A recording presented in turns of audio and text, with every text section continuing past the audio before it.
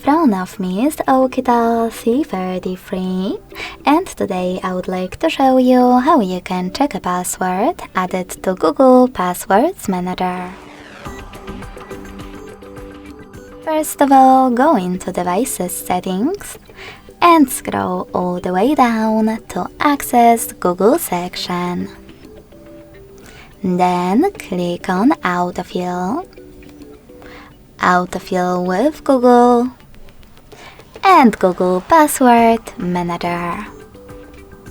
Finally, to check one of your added passwords, just click on the chosen one, enter your current login method, and last but not least, hit this eye next to your password to make it visible.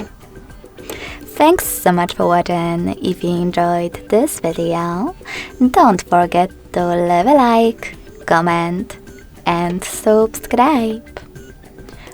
Bye!